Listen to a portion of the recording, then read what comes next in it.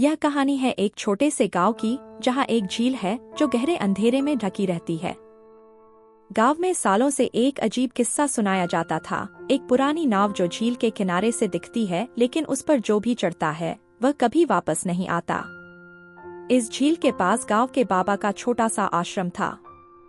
वह कई सालों से इस रहस्य को सुलझाने की कोशिश कर रहे थे, लेकिन झील के अंधेरे ने हमेशा उन्हें रोक दिया। एक रात बाबा ने हिम्मत की और झील के किनारे की ओर कदम बढ़ाए। आज इस नाव का रहस्य जानकर ही वापस लौटूंगा। बाबा जैसे ही उस नाव में बैठे, उन्हें महसूस हुआ कि नाव धीरे धीरे खुद ब खुद झील के बीच की ओर बढ़ने लगी।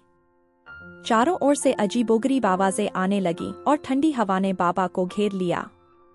ओम नमः शिवाय, क्या कोई है यहाँ? झील के बीच पहुँचते ही बाबा को नाव के अंदर कई अजीब छायाएं दिखाई देने लगीं। वे परछाइयां उनके चारों ओर मंडरा रही थीं। अचानक एक परछाई ने बाबा से बात की।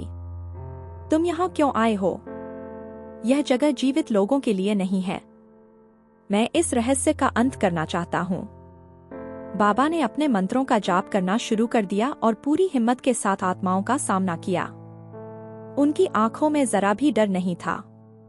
धीरे धीरे आत्माएं चिल्लाने लगीं और बाबा का मंत्र जाप सुनकर पीछे हटने लगीं। जाओ, अपना रास्ता छोड़ो। ये नाव अब किसी का अंत नहीं करेगी। बाबा की हिम्मत और उनके मंत्रों ने आत्माओं को शांत कर दिया। धीरे धीरे नाव किनारे की ओर बढ़ने लगी।